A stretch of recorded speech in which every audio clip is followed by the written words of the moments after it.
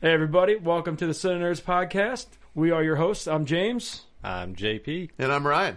And today, we're going to do one of my picks. Wanted to do something a little different. Slumberland. Netflix only. So if you don't have Netflix, hack it from somebody, get someone's login. I know some people that don't have Netflix. What? Just because I don't have Netflix? But you watched it, so that doesn't matter. Yeah, I wanted to do something a little more lighthearted than we are all. I think we both do like a little more, not darker movies, but heavier movies. I was looking. Is for this something. heavy? It's heavy, but in a different way. It's fun heavy. The story is the only thing that gripped me in. This movie is a lot heavier than my pick. Yes, I will give you absolutely for this one. Your pick which is coming. No, don't worry. Yeah. It may be before, maybe it depends on when these get released. But yeah, his pick. You'll know his pick if you follow us. You'll know his pick when it comes out. This is my favorite Jason Momoa movie of everything he's ever done. For me personally, I'm not the Aquaman movies. I thought they were good. Not really. It's funny how many people to me when I bring up Jason Momoa, they go, "Oh, what about Game of Thrones?" He didn't even speak English in it. And he was in it for what, 4 or 5 episodes max? What's that thing that he says that we like too much? There's a word. What's the word? It's a star. So Stargate Atlantis, motherfucker. That was one of his earlier roles, and it was so freaking I didn't good. Watch it. Yeah. It's your loss. So depends on how you look at things. I personally like the lightheartedness of here's the thing. We've talked about green screen in the past. We've talked about CGI in the past. I personally thought they did a really good job in this one. Of all the dreams that they go into, I really like the butterfly effect, how they did people as butterflies. I thought that was pretty cool. I thought it was a cool idea. Mainly, I find that interesting because I don't feel I'm that creative to think of that. Well, before you describe scenes, give us a little overview of your movie. Okay, so should we do initial reactions? Well, this one, go ahead. No, go ahead. Yeah, no. Okay. Without an overview, initial reaction. He's going to say. He's already let me know. Do you want to go first, Ryan? No. I do not. Pass. So, he said that he picked this movie because he thought I would like it. However, this... Okay. This is going to be 5 minutes. I'll be over here. Had I watched this movie when my daughter was 10 years old and I sat down and watched this movie with her, I may have said, this movie's cute. I might have said, this movie's okay. As watching it alone as a grown man, this movie was crap.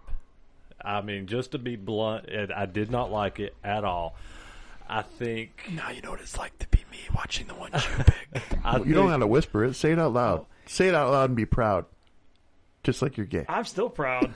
I think so much of this movie just steals from what other great writers and directors have done. Now, I know that the Slumberland story has been around as a comic for like 100 years. But from a movie standpoint, I feel like the director took elements from Neil Gaiman, his style. He took elements of Tim Burton's style and just kind of made a conglomerate. So wouldn't that be paying a homage? It just didn't work for me. It just like he tried to do what those guys did, but didn't successfully do any of it. I felt. Then you had Jason Momoa, and he is just so horrible. He's so horrible in this movie. It's kind of like being around you. Now you know how we feel. He feels like a Captain Jack Sparrow ripoff. He can't act for shit, and he's done some films like the first Aquaman that I enjoyed. I thought it was fun. He's done some stuff that I thought was fun, but I just don't think he's a good actor, especially. I watched this right after I watched Aquaman 2, and he does such a horrible job in Aquaman 2. And then I just followed it up with this, and I just did not like him in this at all, either. The only saving grace to this film was the little story between the girl, the dad, and the uncle. And that's really what I like about it, to be honest. I like the tie through, which we'll get to, but I like that. I like how that plays out. Some of that's all right. I feel like I might have enjoyed this movie a bit more had Jason Momoa not been in it. So just someone else, just somebody else altogether. Like who? I don't even think about that, Jason. Ryan. I want an answer to that. No, so I want you to think about. Hold on, this. let's not lose what just happened. You just called me Jason. That's well, Jason Momoa. We're talking about Jason Momoa because I definitely have a physique like him. I'm just saying. Anyways, all right. So I want an answer to that. My initial takeaway, and that's a good question. That's a fair question because I would, if I were recasting that role, I don't know who I'd go with as well. I'll think about that too. But my initial take on this movie. So I actually know who I'd pick. So for me, I felt like my phone shouldn't be ringing right now. For starters, first time. First time on so camera, anyways, guys. yeah, I'm a rookie. The movie definitely had elements that made me intrigued and elements that I appreciated. However, I thought that for Slumberland being a dream world, that it fell short in its creativity and imagination. Which, if I'm thinking of a dream world, I have no limits, and I felt like there was scenes, there were elements, but there was basically repeated elements happening, and so for me, like they could have gone a lot further with it. My initial take. I saw it. No, you're good. You're good. I was ready for the pew pew again. No, you're safe. That said, though, I did feel also like there were a lot of stolen acting moments from Jason Momoa that I didn't appreciate. His voice, if I closed my eyes, I could have heard Michael Keaton's Beetlejuice.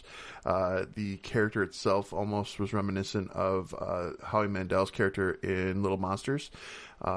There was things that definitely were stolen, but what isn't nowadays? So I won't even focus on that aspect. At this point, I'm over that stuff. Like even when it comes to music, because everything's at a point where everything's repeated. As long as if you do it even somewhat well, you just got to let it go. The big, we're at a point now where it's like if you do it bad, you need to get your ass reamed. Otherwise, whatever. The big one that will always I always joke with my wife and tell her this, but she knows, she catches me every time there's a father and child relationship scenario. She will look over at me and there'll be a fucking tear. I will have a single tear coming down my cheek, and this one hit me. And I'll be honest, it gets me because I now have, you've said before, I now have a stepson who, it's been 3 years now, and I mean this trip of me being in Ohio and being away from home, like. Even this morning, he's so excited. He's at 98% of Spider-Man on PS5, and like he wanted to send me a video of look where I'm at, and I'm like, nice. For me, I'm like, compared to where we were when I met him, and I, like now there's, I FaceTime Heather and when are you coming home, so like to have that, like I get that, but also what it does for me is remind me of how things were with me and my father. As a kid, because my dad, I grew up in Southern Ohio until I was 5. We had 2.5 acres of land, and one of my first memories is it was the house and went up the hill, and my dad had an acre garden up top that he took care of, and I'd go up there with him all the time and just run around, do whatever while he was doing whatever. And one night we went up there and he put out a blanket and we just hung out under the stars and we were talking because when you're in Southern Ohio, there's no light pollution. You just see the sky. Right. And I'll never forget. I was maybe 3 or 4 years old. And he looked at me and he goes, someday you're not going to want to hang out with me like this. And I remember saying, that's not going to happen. And he knew better. I didn't know better. Move forward. I'm about 12 years old. We're putting a new roof on the garage. The neighbors are playing basketball. The kids are playing basketball 2 doors over. And he catches me. That's my sport. And he catches me just. And he goes, go ahead. You've been up here all day. Go ahead. I was gone for 5 minutes, and I remembered being on that hill, and I climbed back. Guys, I gotta go back, and I climbed up on the ladder, and he didn't know I came back up. He didn't hear me, and and he's like, "What are you doing?" I'm like, "I promise you that wouldn't happen." So these kind of movies, it hits me like that. You know, I get both sides now. I got the kid, and I got what I remember with my dad. So, me personally, I mean, these are the movies that I like to watch when I'm not trying to really, like, I don't want to say not pay attention because I'm paying attention, but I don't want to be like, it's just not so heavy for me. It's a fun heavy. It's a fun going through the worlds and like so here's what you guys got to. So let's get into the movie. You asked me to go into the movie. Let me give a little background. So before we do that, you asked a question. Who would I recast? Yeah. Who would I recast? So off the top of my head, just thinking about it for just a couple minutes, I got 3 actors that I think would have done way better. Spit it out, brah. First one, not as familiar actor, Andrew Lee Potts. I don't know, you might know him. He was in Primeval, the series. He also played the Mad Hatter in the made-for-TV with Alice in Wonderland. He would be really great. Then 2 doctors, David Tennant or Matt Smith. Either one would have nailed this part. That's actually, I think that would be solid. David Tennant. I just watched the first special of the 4 on Disney, so I can go with that. If we could have taken someone from a time period and put him here, I would have loved to see early 2000s. Oh man, I just lost his. Wow, Brendan Fraser. Brendan Fraser. I would have loved to see Brendan Fraser. Like the Mummy version of Brendan Fraser. I love him. I don't think he has. I don't know. I've never seen him have that type of range. I don't know. Like the Encino Man weirdness and the Airheads kind of like dopiness. I think it'd have been good. But anyway, let's go into. I don't hate it. I like Brendan Fraser, so I think that would be something that would be. And you've seen The Whale, right? So I have not seen The Whale. So, you need to watch The Whale. So did you? You said you read the comics for this? No, I never. The comics were a comic strip that started in 1905. But Flip's character, Jason Momoa's character, how is that character represented in the comics? Is he supposed to be comedic relief? I don't know. So I guess that'd be my question. I would have to go back and look casting. up some of the comic strips because I don't know. If he's supposed to have quirkiness, David Tennant's not a bad one, but I also think of Ryan Reynolds right off the rip because he's got that funny, like, I think he could carry that character well. Yeah. So the movie, let's start off with the movie. So little girl living in a lighthouse with her dad, pretty shut off from the world from what it looks like, but she's happy, he's happy, everything's cool. And he says, she's like, tell me a story before I go to bed. And he's always telling stories about Flip. He's always got a story about this character Flip. And in the beginning, you're like, at least it's all the same, like. And then a storm comes, and she's like, make sure kid's okay. Hey, to do with the generator, blah blah blah. Which, by the way, I actually looked these up. I want to find a light like she had in her room that would rotate and do that. Mm-hmm. I really like. I was actually Googling trying to find one, but the storm unfortunately takes father, and they come to get her, and she has to go live with her uncle who has been estranged from dad for forever. She has to go to a real school. She hates it. She doesn't like anything. She wants to be back at the lighthouse.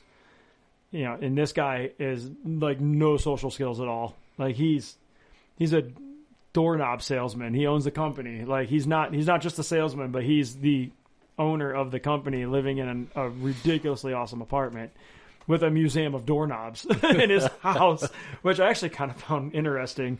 But he's trying to find a way to just be there for her and try to find a way to just even have any kind of interaction with her. And it's very awkward. And she ends up falling into that dreamland and meeting Flip. Slumberland. Meeting Flip. Well, they call it the dream world. Yeah. And she meets Flip. So now she knows that, Dad wasn't just making this up, and but she meets him because he's rummaging through the lighthouse in her dream, trying to find a map to find pearls, magic pearls, and the story just takes off from there. They end up going, and the deal is you can't die in your own dream, but if you cross to someone else's dream, you die. And Flip doesn't want to take her. Flip just, where's the map? They go in and out of the dream a little bit. She wakes up, comes back, tries, whatever. She's like, look, I'll give you the map, but I want to see my dad again. Initially, he's lying. Yeah, I'll do it, but it's not going to happen. He does it for his own selfish reasons. Yeah, selfish. Flip's a very selfish individual. doesn't even know who he is anymore because he's been in the dream world for so long. Yeah, he doesn't know who his awake personality is. So while they're going through other dreams to find the pearls, he's being chased by dream police, which I find funny. That is very reminiscent of the R.I.P.D. Did you ever see that one? Yes. And I saw the sequel. I did too. I just loved how it was Detective Green, but yet everything's green. Like, I mean, it's kind of, who didn't see that coming? But nobody catch that correlation, by the way, for the Dream Cop. Did that not remind you of Loki? That's why I said R.I.P.D. It reminds me of the Rest in Peace department. But it's more Loki though, especially with the set design. Yeah, I never saw Loki. Listen, I will say this. Loki, everything that's wrong with the Marvel universe right now is right in Loki, and they could do so much from that Loki moment. I don't know anything about Marvel universe. Well, I'm sorry, A, and B. I'm okay with it. That's fine. There's a lot to catch up on if you were to jump into it, but people watching who know Marvel, they will easily tell you that this new phase is flawed to the fullest and it's shitty, with the exception of Loki. There's a couple other little elements along the way, but anyways, I digress. Go back. No, but so, I mean, very long story short, and we can go into other details as you guys want to talk about your parts, but they're going through dream worlds, and she keeps going in and out of trying to go back to sleep so she can get back in there to go with him because she just wants to see her dad. She ends up signing, they use an app for school. She signs herself out of school for 2 weeks so she can go hide in the basement on a cot. Or no, she had a. She's trying to sleep constantly to stay in this world. Yeah, she's basically just trying to sleep all the time to stay in the world to get back to dad.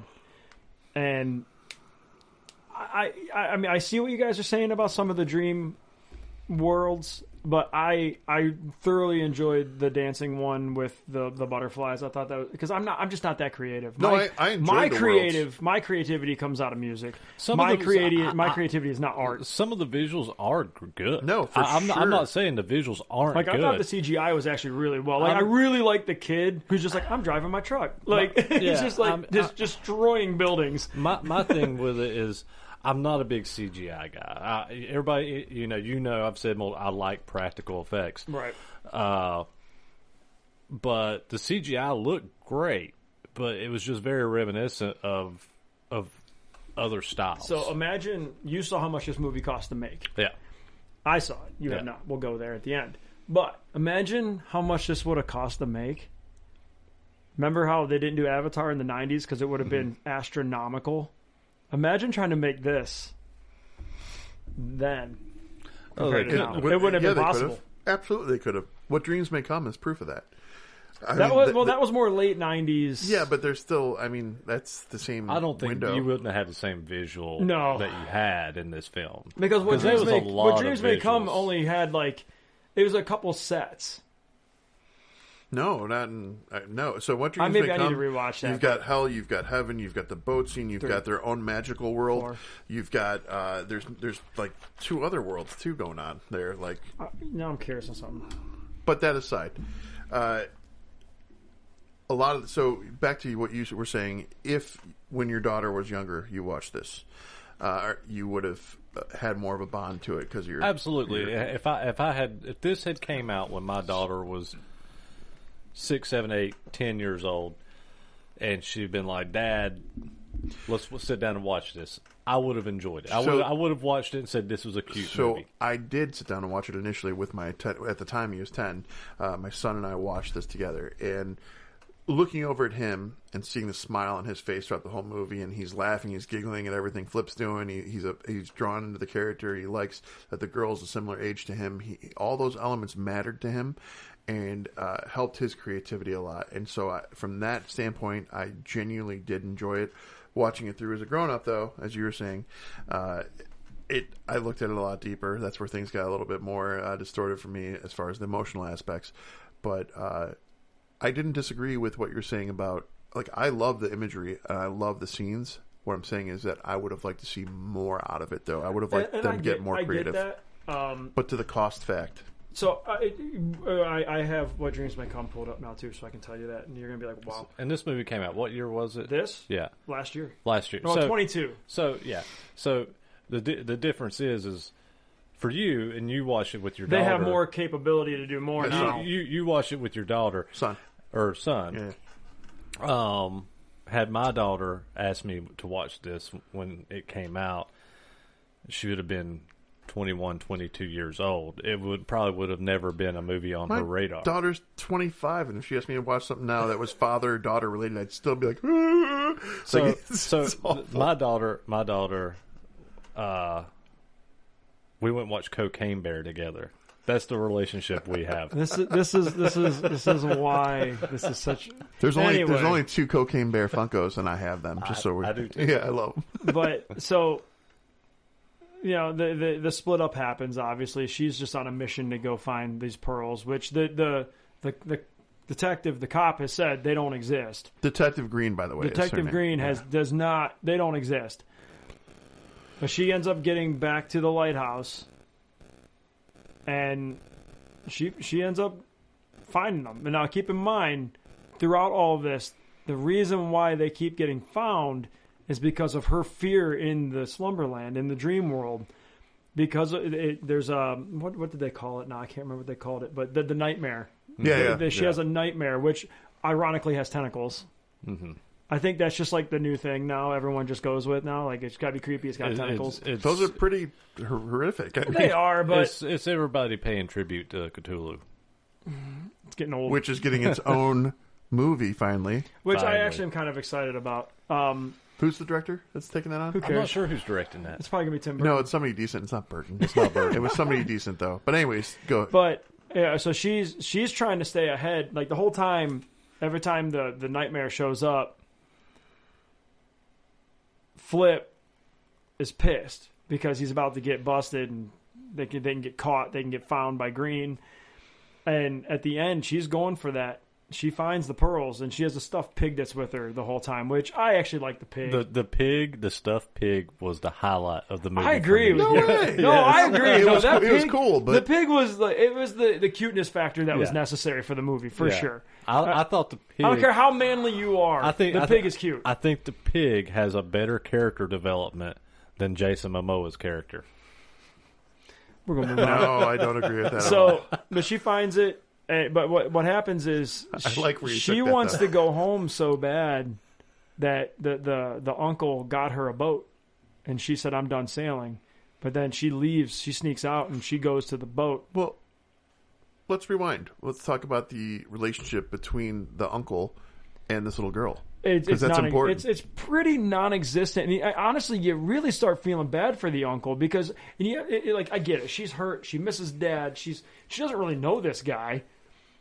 And this guy is so damn awkward. And he doesn't know how to take care of her. No, and so, but you know what? But damn, he tries. He does try. He does try. He's reading books. He's talking to the school therapist. He's talking to everyone that he can to try and make that difference. He's staying up all night reading books on the couch, trying to how do I interact with a teenager or however old she is. But there's a reason. There's a foundation to the reason why he's the way he is, and he's almost emotionless, even though he's trying to have this connection with his niece. Because he misses his brother. He misses his brother, but also he's missing half of himself. He lost half of himself. Well, we didn't get there yet. Well, that's where I was kind of leading into. You're right. So, go ahead. Keep going. You've already touched that. Go ahead. I'm serious. I'm not. There's so many touching jokes right there at that moment. I'm sorry. I had to. No. We're not high fiving right now. I'm not doing one of your weird handshakes. Anyways, Jesus.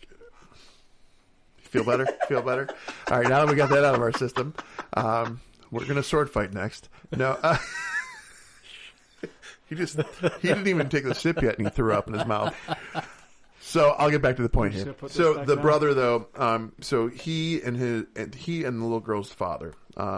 What's the father's actor? What's the actor name, by the way? Because he's a notable actor. It was. I would have liked to see more of him, if I'm being honest. Yeah, no, he was. I was actually enjoying his character at the beginning of the movie, and for whatever reason, and I know they have no relation, they have nothing similar at all. But for whatever reason, the whole beginning of the movie, I felt like it felt like I was watching James and the Giant Peach for some reason. It was Kyle Chandler. Kyle Chandler. I like his acting. He's been in a few things. I got more of looking at a Norman Rockwell painting vibe. Like that's kind of the vibe. Maybe it was the lighthouse and the shirts, the oversized sweaters. But that relationship between the the brothers, the father and the uncle, is so detrimental because it's foundational in where the father's telling the daughter these stories every night based on a character named Flip.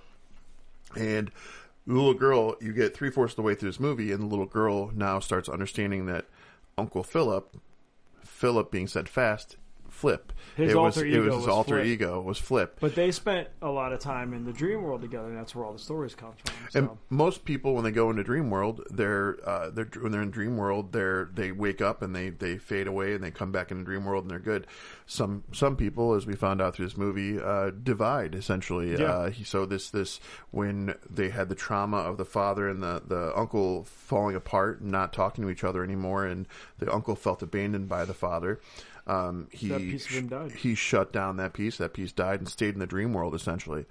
Because, at one point, Momoa's character, Flip, says, I don't remember who I am. And I don't want to. The hard shell. I can't wake up. I don't want to know. I love it in here. This is where I belong, blah, blah, blah. The trying to push away the feelings, basically. That's how I took that. He wasn't really that hard of a guy. He wants it. I took it as he wanted to have it back, but he didn't know how to get it back, so he's got to act like a badass, hard ass that he doesn't care. What's funny is, just like all of our wives, there's two personalities going on here. Sorry, I had to. There is still an underlying thing happening. If you notice, both Flip and Philip, even though they're both complete polar opposites, they are still the same in the sense that they want nothing to do with the feelings. Yeah, they don't want to feel. There's because they're both hurt. They're both hurt. You have Flip, who wants to be adventurous, courageous, not think about the consequences, and just live life on the edge. And then you've got Philip, who sells doorknobs and is passionate about doorknobs as a hobby. He doesn't have any friends. He's a hermit. He doesn't even know how to connect with his niece.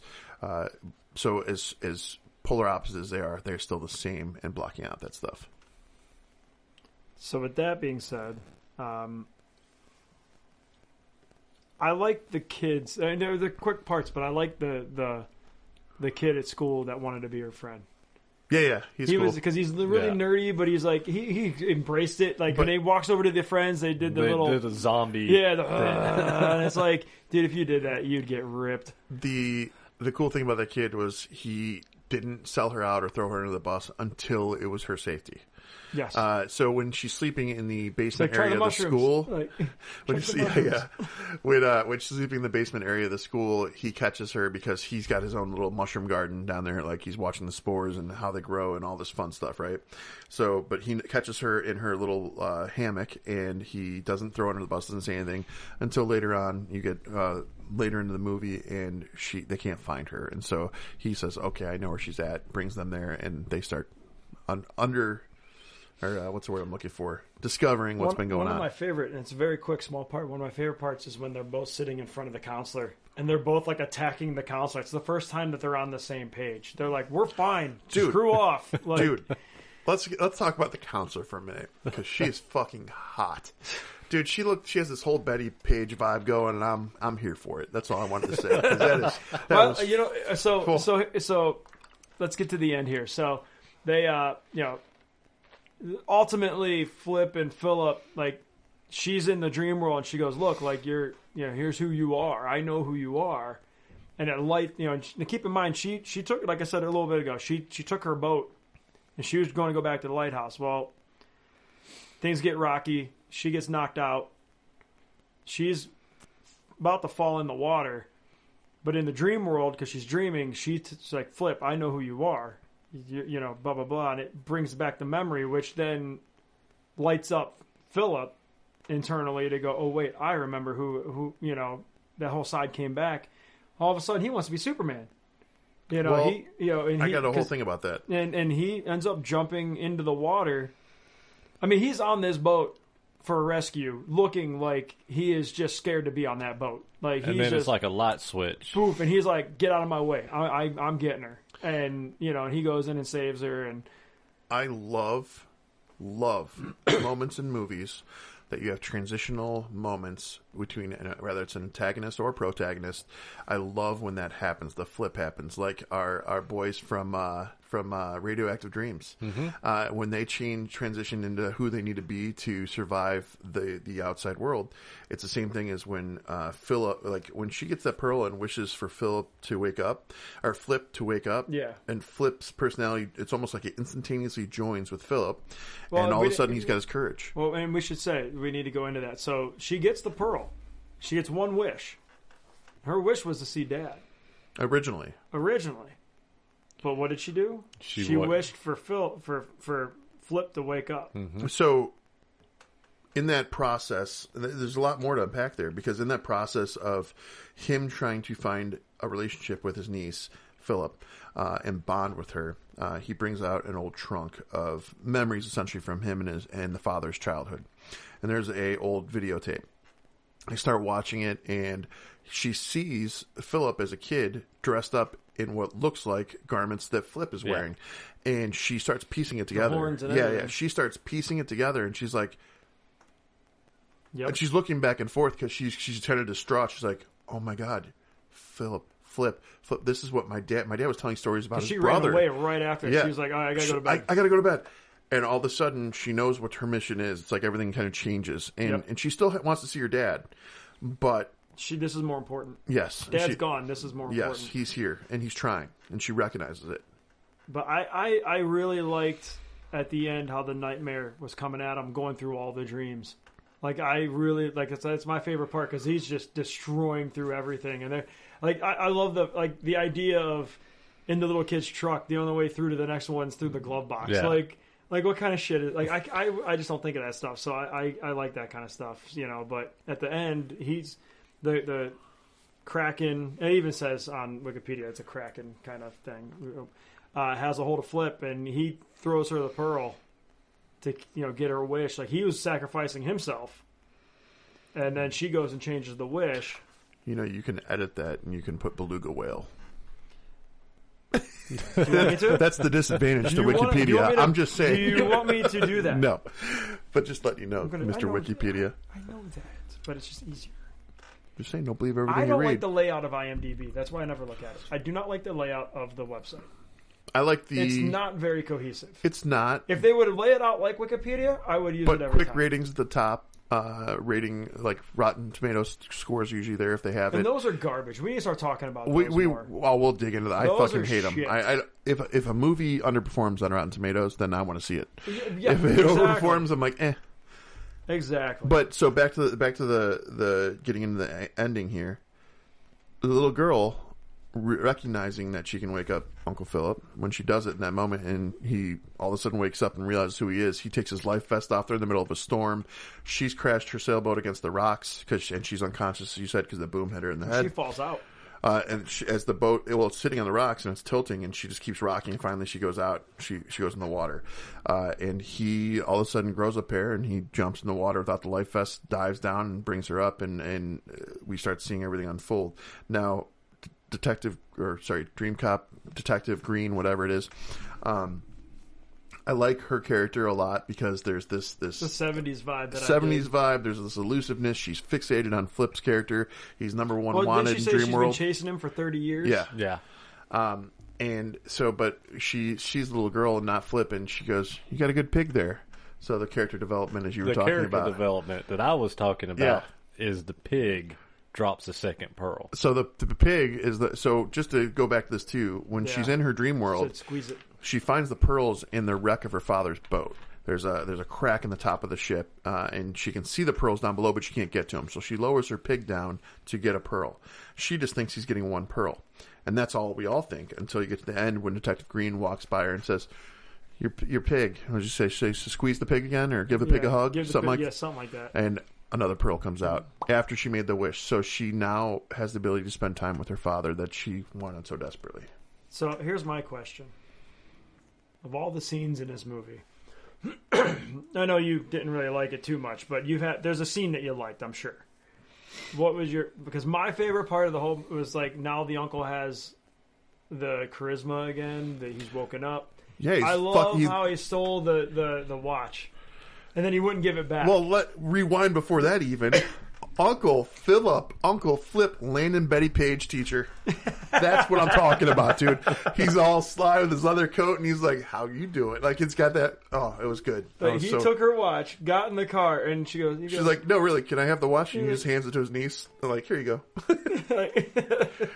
Uncle Philip, who was a doorknob salesman and knew how to pick locks as his hobby, now is a master thief. Essentially, he's bonded with his two personalities, and he literally sleeps her watch off the wrist. For a minute in the real world. It's going to benefit him well with that Betty Page future. I'm excited for him. We need the second one just to see how that will happen. I think talking about what would be my favorite scenes in the movie. I love everything with the pig. I just generally do like the pig in the movie. The pig's the best. The pig's the best. The best thing about the whole movie for me. But nothing happens to the pig. The pig just kind of bounces around.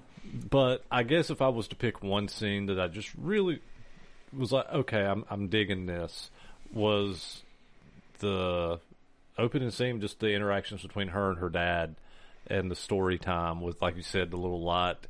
The setup was good. With it showing like a picture and like everything within the shadows. I like that whole scene. And then after that, that's kind of when the movie lost me. The movie lost me as soon as Jason Momoa came in. To be blunt, he doesn't have a lot of depth as an actor. He does not. And I'm sorry, Jason. It's just what it is. Okay, I was just happy to see him in a movie where he's actually got a shirt on the whole movie. Like that's really... You know what? I feel like that movie was filmed in between roles, and you could I was proud to see a little belly on him because you could tell on the shirt he had a little belly. Or did they put that on him? I think when he's in between the Aquaman roles, I think he's letting himself go a little having the beers. He's a drinker. Yeah. I would love. You listen. We'll talk about your character depth, Jason, over some beers. Let's do that sometime. So, fun facts that I've read about this.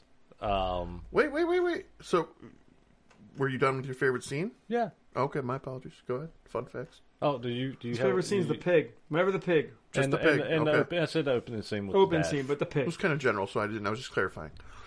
Mine was all right. Sappy Ryan moment was at the end when she is reconnected with her father and she has this time in her dream because time's obviously expanded in Dream World, and she's got this time with her father and she has these moments and the father goes, what does he say to her? Something to the effect of the waiting world's waiting for you out there, and leads her back to the light essentially and wakes her up. That shit hit me hard. That was when that happened. There's more than one. Come on. No, that was reconnecting with the father after he passed away. Oh shit! He needed sunglasses to sit in his living room at 11 o'clock at night. I wear my sunglasses at night. Something's in my eye. So, fun fact: I didn't find a lot of random facts about this film. I mean, it's a fairly newer film anyway. But I did not know this, and maybe you guys do. There's actually been 2 other versions of this story. On film? On film. Okay. In 1984, there was a European version, and it was called Dream One. Dream One? Dream One. Okay. And evidently it was pretty bad. From what so you're going to watch it, you're going to run to it. It's going to be your favorite fucking movie on the planet. I may give it a shot. Yeah, I'm curious too. Now, and Dream One is called Dream One. So I looked that up and it comes up as Nemo. Okay, the second. Well, the little girl's name is Nemo. Yeah, I know. The second adaptation of it is an anime that was done a couple years after that one. Is a Japanese anime called Little Nemo: The Adventures in Slumberland. So, and I actually remember when I saw that, I was like, I remember that anime. I never watched it, but I do remember that anime. I actually wouldn't mind. I don't watch anime, but I actually wouldn't mind seeing that. You mentioned we need more Slumberland, is what you said. So, little thing about the ending there. If at the end, little girl's laying there and she's starting to fall asleep, but she's got Pig next to her, and Pig's ear in real world moves. So there's some possibilities with Pig there to go forward and some adventures with Nemo. But I honestly, myself, would like it if they made a Slumberland series on Netflix and revolved it around Detective Green and her chasing down people in Dreamworld. I think that would be cool. That would actually be really cool because I liked how Netflix did their Series of Fortune Events series. But isn't that just so good? That was good. Didn't you just describe the plot to Loki? Maybe that's the sequel. We never knew. Can you when you edit this? Can you just nerd alert? Wait, maybe she, because she's in green, is Loki in the alternate universe. Maybe it's one of the alternate Lokis. There you go. You guys can turn anything into this shit. New branch of the timeline. We didn't say anything with the S word. Yet. But we didn't. So, do you want to do budget first or you want to do nerds first?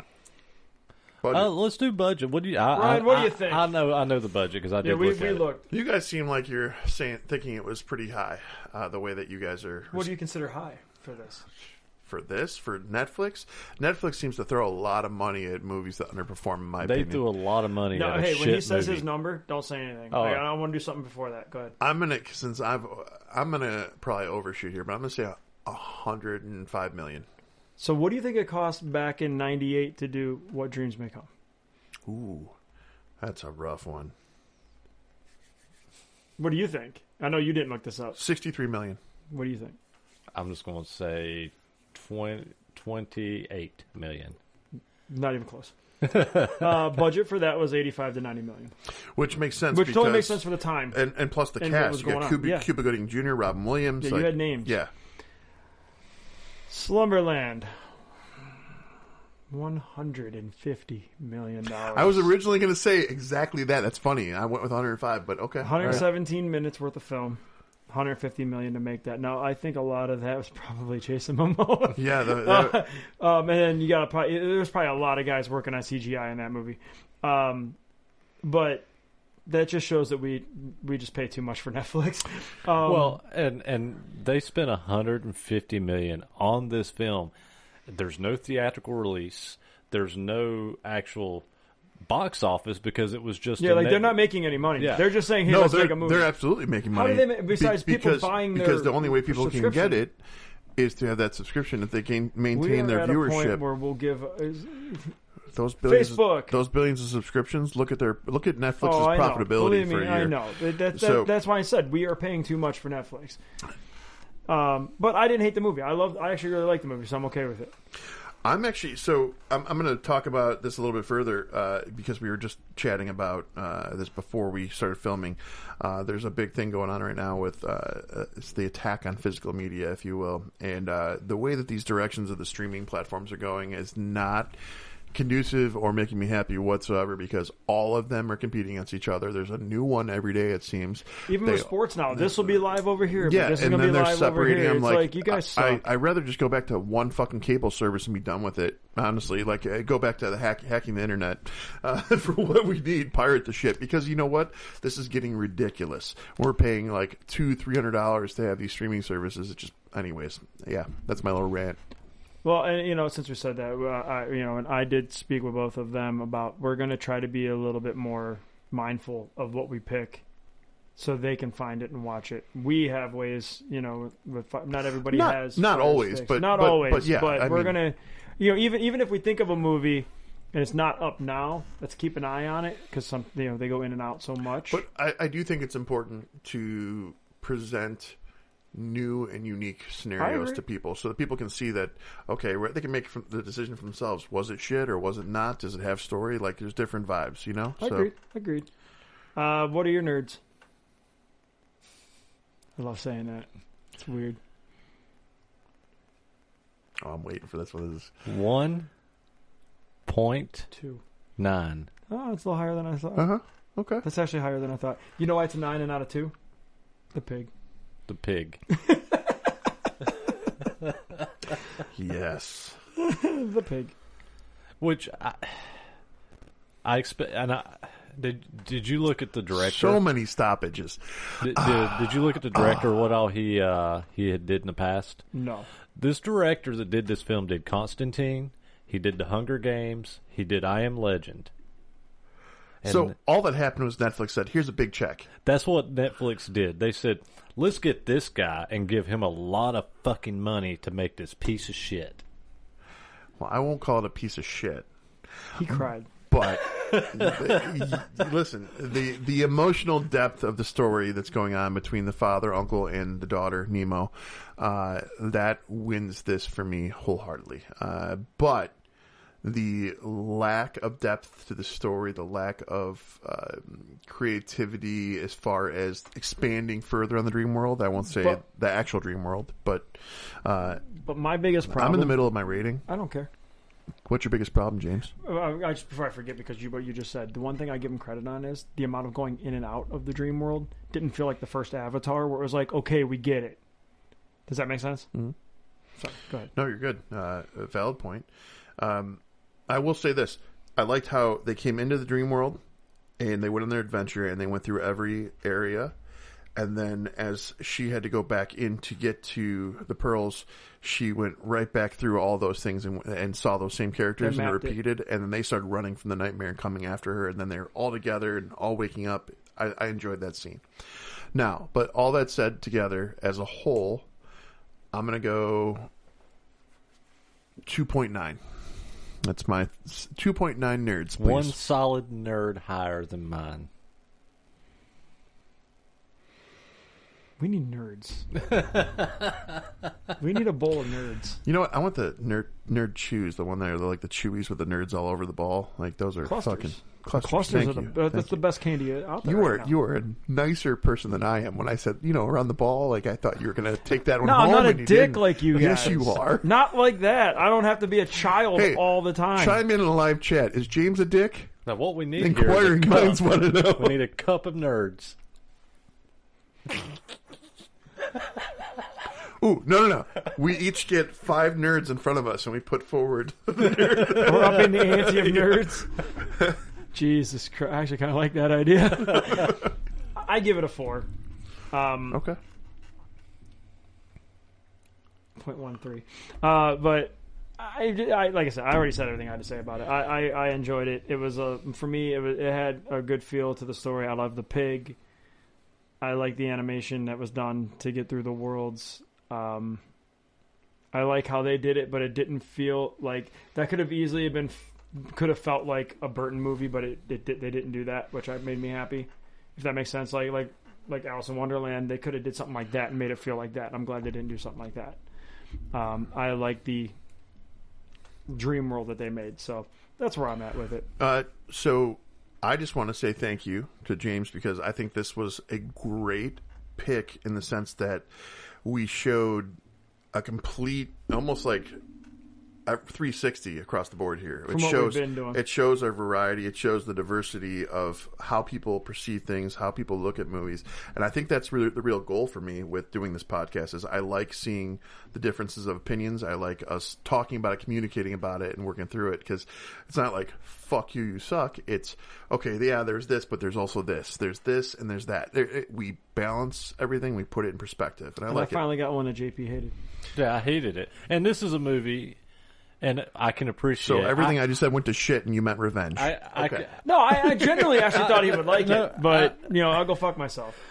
No, and I get why. I was waiting for him to go, yeah, go fuck yourself. No, I'm being nice, unlike you. I get why you would have thought I might have liked this movie, because it does have that fantasy element. It has...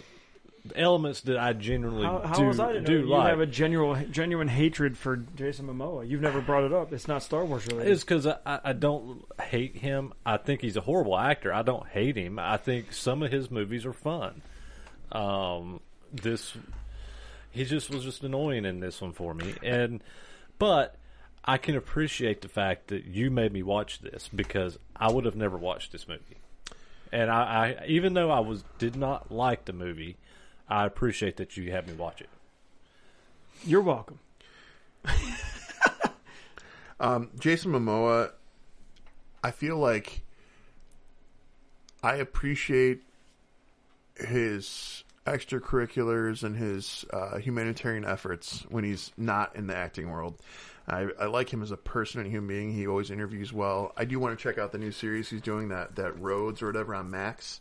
It's something roads, I think. Oh yeah, I know. Where he's traveling around the world and seeing different spots. I know I've hated on him this whole episode, and I don't hate Jason Momoa. I've enjoyed him. I enjoyed him in the first Aquaman. I enjoyed him in the last Fast and the Furious movie.